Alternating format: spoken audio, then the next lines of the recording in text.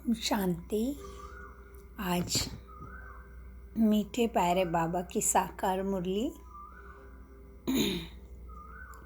आज है 19/11/22। बाप दादा मधुबन से। बाप दादा हमारे सम्मुख बैठे हैं और हमें आप समान बना रहे हैं। इसीलिए अपने भ्रुकुटी भाल पर एकाग्र हो जाइए। गुरु सद्गुरु बाप टीचर प्राणेश्वर शिव बाबा को अपने सम्मुख ब्रह्मा के तन में देखिए। आज के मुरली का महावाक्य है, मीठे बच्चे, पतित पावन बाप आए हैं पावन बनाकर पावन दुनिया का वर्षा देने। पावन बनाने वालों को ही सद्गति प्राप्त होती है। पावन बनने वालों को ही सद्गति प्राप्त होती है। और कौन पावन बना रहा है? स्वयं भाग्य विधाता हमें पावन बना रहे हैं। तो महावाक्य कितना प्यारा है कि पतित पावन बाप आए हैं। तो हमारा बाप ही अगर पावन बनाने वाला है तो हम बच्चे भले कैसे पतित रह सकते हैं? तो अपनी चेकिंग करो कि कोई भी पतितपना अभी अंदर में रह ना जाए। प्रश्न है, भोगी जीवन योगी जीवन में परिवर्तन होने का मुख्य आधार क्या है? उत्तर, निश्चय। जब तक निश्चय नहीं कि हमको पढ़ाने वाला स्वयं बेहद का बाप है, तब तक ना योग लगेगा ना पढ़ाई पढ़ सकेंगे।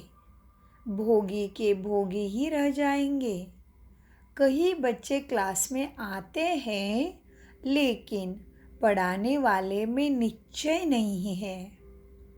निश्चय होना चाहिए ना, बाबा कहते निश्चय ही नहीं है तो समझते हैं हाँ कोई शक्ति है, लेकिन निराकार शिव बाबा पढ़ाते हैं, यह कैसे हो सकता है? यह तो नई बात है। ऐसे पत्थर बुद्धि बच्चे परिवर्तन कैसे होंगे? गीत चला है, ओम नमः शिवाय, ओम शांति। बच्चे यह तो समझ गए हैं कि शिव बाबा हमको समझाते हैं। घड़ी घड़ी नहीं कहेंगे भगवान वाच। यह तो कायदा नहीं कि घड़ी घड़ी अपनी महिमा करनी है। शिव बाबा जो सबका बाप है, वह हम बच्चों को ही बैठ समझाते हैं। भविष्य 21 जन्मों के लिए अटल अखंड दैवी स्वराज्य प्राप्त कराते हैं। जैसे स्कूल अथवा कॉलेज में बच्चे जानते हैं कि टीचर हमें आप समान बैरिस्टर बना रहे हैं, एम ऑब्जेक्ट है।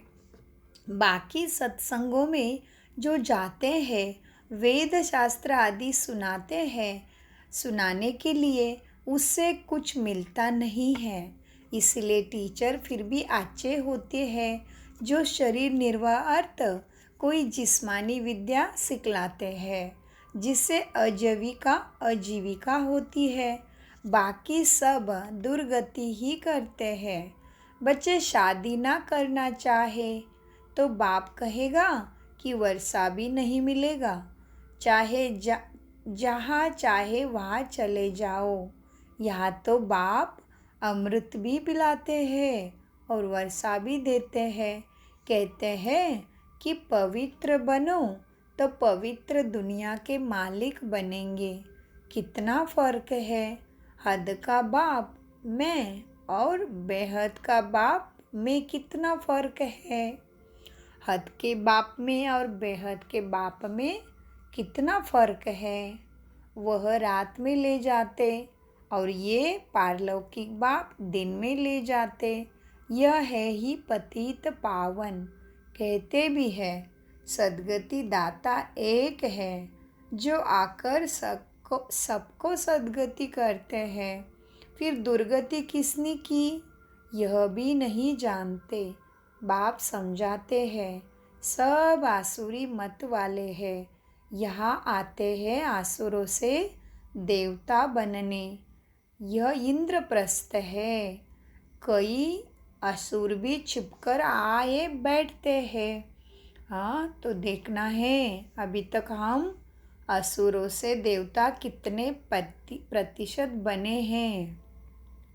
फिर बाबा प्रैक्टिकल बात समझाते हैं। बाबा कहते हैं, यहाँ पे कोई असुर भी छिपकर आ बैठते हैं। सब सेंटर्स पर ऐसे छिपे असुर विकारी बहुत आते हैं। फिर घर में जाकर विष पीते हैं। दो काम तो चल ना सके, वह पत्थर बुद्धि बन पड़ते हैं, बाप को पहचानते ही नहीं। निश्चय बिल्कुल ही नहीं कि हमको बेहद का बाप पढ़ाते हैं। ऐसे ही आकर बैठ जाते हैं तो ना योग लगेगा, ना पढ़ाई पढ़ सकते, भोगी के भोगी ही होंगे। बहुत समझते हैं कि कोई शक्ति है, बस निराकार शिव बाबा कैसा आ सकता, कोई शास्त्रों में लिखा हुआ नहीं है।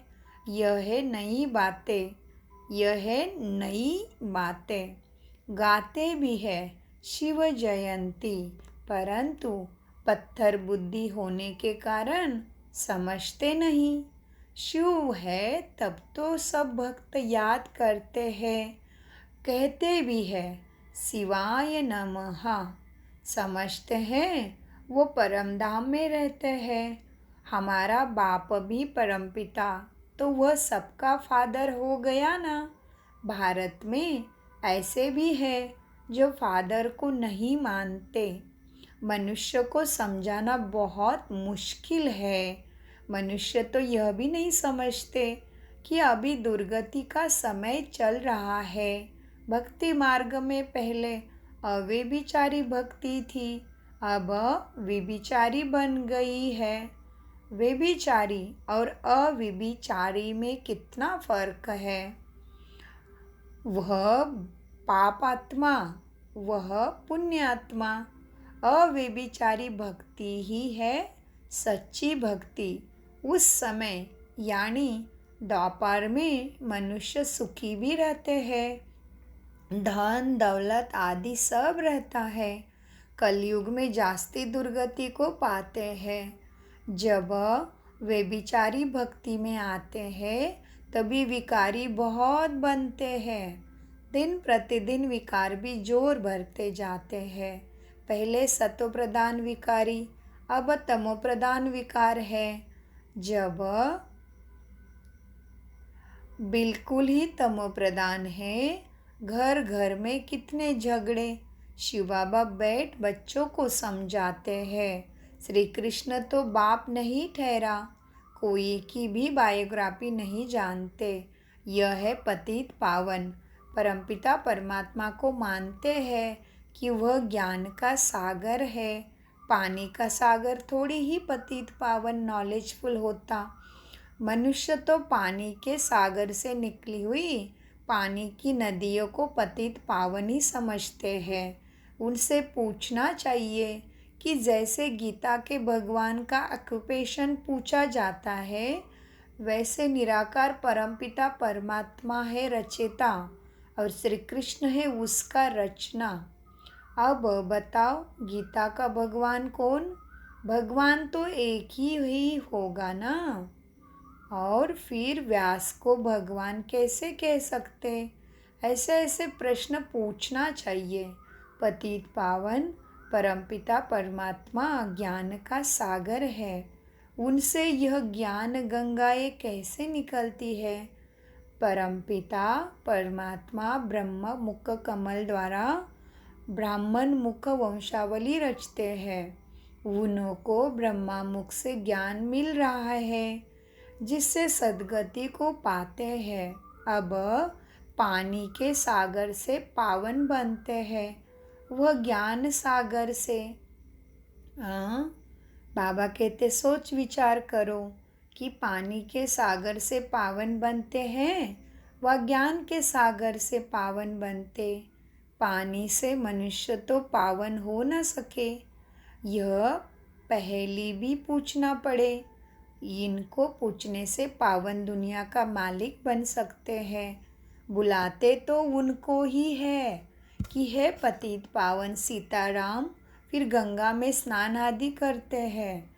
तो यह पहेली भी एंड करनी चाहिए। समय पर हर एक चीज़ शोभती है। जैसे वो गीता के भगवान वाले पहेली है, वैसे यह भी पहेली है। ख्याल चलते हैं ना, क्या ऐसे चीज़ें बनाएं जो मनुष्य सदैव अपने पास यादगार रखे। अच्छी चीज़ें होगी तो अपने पास ही रखेंगे। कागज़ आदि तो फेंक देते हैं। देवताओं की अच्छी चीज़ें होगी तो वो फेंकेंगे नहीं, फाड़ेंगे भी नहीं। सर्विस की प्रैक्टिस वालों का सारा दिन विचार मंथन चलता रहेगा और काम करके दिखाएंगे। सिर्फ कहना नहीं है, ऐसे करना चाहिए। यह किसको कहते हो? बाबा करेगा व बच्चे करेंगे। बोलो कौन करेगा? बाप तो डायरेक्शन देते हैं, करना तो बच्चों को है।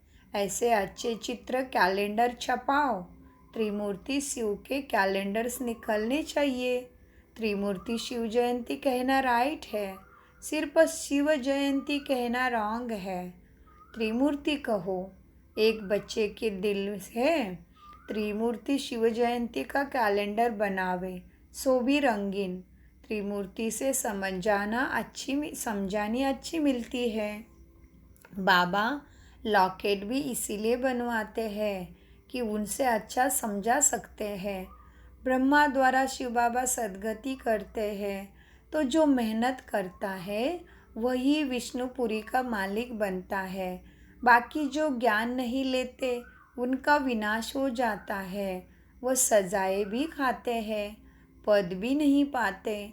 भगत भगवान को याद करते हैं, परंतु जब भगवान आते हैं तब कितने थोड़े उन्हें पहचान कर उनका बनते हैं।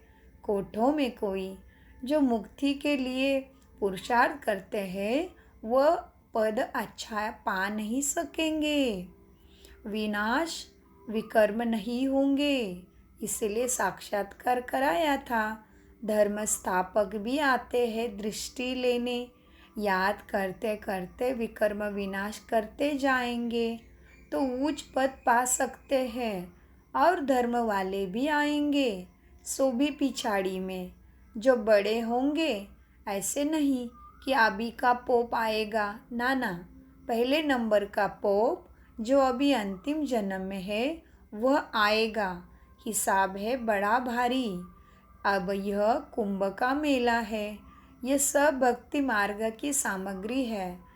जब दुर्गति को पाने का पूरा ग्रहण लग जाता है तब बाप आकर 16 कला संपूर्ण बनाते हैं। ग्रहण को स्वदर्शन चक्र से निकला जाता है। बाबा क्या कहते हैं? ग्रहण को स्वदर्शन चक्र से निकाला जाता है। यह तो अपना गोला है, उसमें नीचे लिखना चाहिए, यह है स्वदर्शन चक्र। यह बहुत अच्छा चीज़ है। यह ईश्वरीय कोट ऑफ आर्म्स है। यह तो ईश्वरीय बातें हैं। स्लाइड्स जो बना रहे हैं उनके लिए भी बाबा समझानी देते हैं। अगर समझो वो मुरली ना सुने तो डायरेक्शन अमल में ला ना सके। मुरली तो रोज़ पढ़नी चाहिए। सर्विस में जो है उनको एक्ट में आना चाहिए। त्रिमूर्ति का भी स्लाइड्स बनाते हैं। अब उनमें अक्षर बहुत अच्छे हैं। स्थापना और विनाश 2 गोले भी चाहिए। यह नर्क, यह स्वर्ग। आज भारत का और कल का भारत। आज का भारत और कल का भारत। बाप सेकंड में जीवन मुक्ति देने वाला बैठा है। बाबा को पहचाना, निश्चय हुआ, बस जीवन मुक्ति पाने का पुरुषार्थ चल पड़ता है। जन्म तो लिया है ना, बाप से पूरा वर्षा लेना है, फिर विकार की मांग नहीं कर सकते। बाप कहते हैं भ्रष्टाचारी को वर्षा मिल न सके। प्रैक्टिकल में इनका ब्रह्मा का ही मिसाल देखा है ना। ऐसे बहुत मुश्किल निकलते हैं। अपनी इज्जत आदि भी बहुत देखते हैं ना। क्रिएटर बाप है, सबको उनकी आज्ञा पर चलना है। तुम भी श्रीमत पर नहीं चलते तो क्या हो जाएगा, पद भी भ्रष्ट हो जाएगा। बाबा ने कितनी अच्छी बात बताई ना। बाबा कहते बच्चे तुम्हारा ये ग्रहण किससे उतर जाएगा, स्वदर्शन चक्र से। बाप कहते हैं इस ज्ञान मार्ग में नष्टो मोहा अच्छा चाहिए। बाबा की आज्ञा मिली हुई है। जो बच्चा आज्ञाकारी नहीं वह कपूत ठहरे, वह बच्चा नहीं। पवित्रता की आज्ञा तो अच्छी है ना। राजयोग तो बाप अभी सिखलाते हैं। मनुष्य तो बेचारे समझते नहीं। बच्चों में भी नंबरवार पुरुषार्थ अनुसार समझते हैं। बाप इतना डायरेक्शन देते हैं, कहीं बच्चे मुश्किल ही करके दिखाते हैं। बच्चे कहते हैं त्रिमूर्ति का कैलेंडर बनाना है। सारा मदार है त्रिमूर्ति शिव के चित्र पर लिखा हुआ है। ब्रह्मा द्वारा स्थापना, जरूर शिव बाबा स्वर्ग की स्थापना करेगा ना। कलयुग असुरी राज्य का विनाश होगा। असुरी राज्य में कितने ढेर है, देवी राज्य में कितने थोड़े हैं। लिखा हुआ भी है अनेक धर्मों का विनाश, एक सत्य धर्म की स्थापना।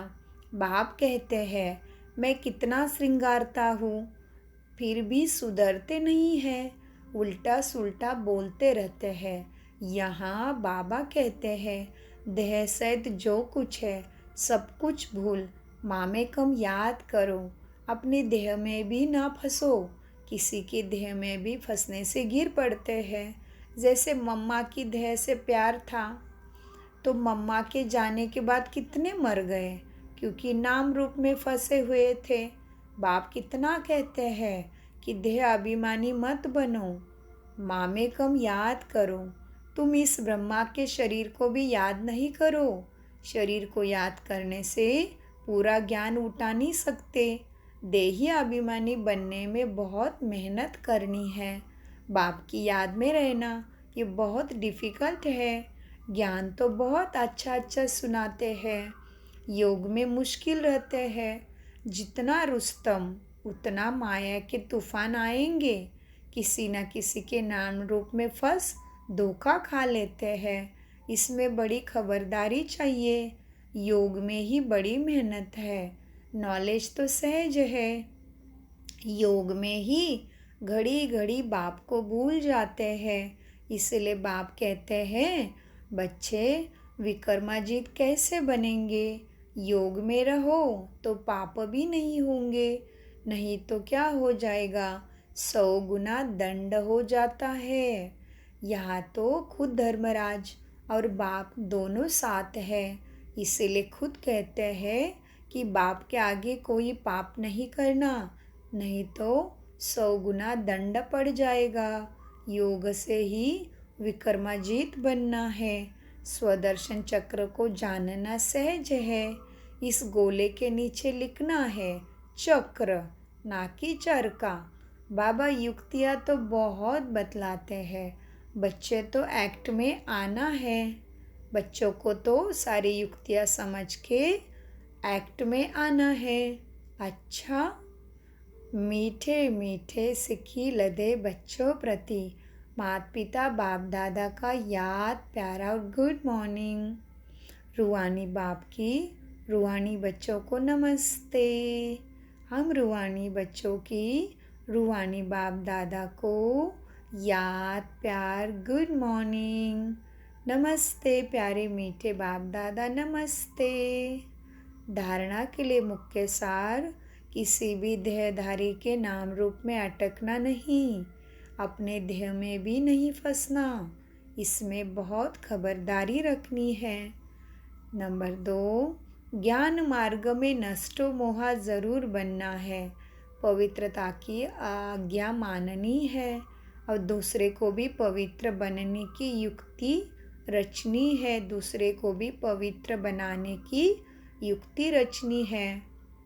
वरदान, सर्व विकार के अंश को भी त्याग कर, सर्व विकारों के अंश को भी त्याग कर संपूर्ण पवित्र बनने वाले नंबर 1 विजयी भव।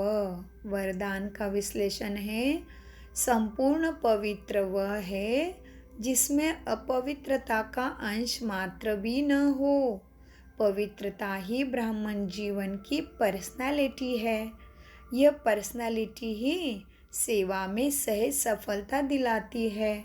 लेकिन यदि एक भी विकार का अंश है तो दूसरे साथी भी उसके साथ जरूर होंगे। जैसे पवित्रता के साथ सुख शांति है, ऐसे अपवित्रता के साथ पांचों विकारों का गहरा संबंध है। इसलिए एक भी विकारों का अंश ना रहे, तब नंबर 1 विजयी बनेंगे। स्लोगन, हिम्मत का एक कदम रखो तो 1000 गुना मदद बाप से मिल जाएगी। ओम शांति। मीठे प्यारे बाप दादा का अनगिनत पदम गुना शुक्रिया मीठे बाबा, शुक्रिया, शुक्रिया फरिश्तों।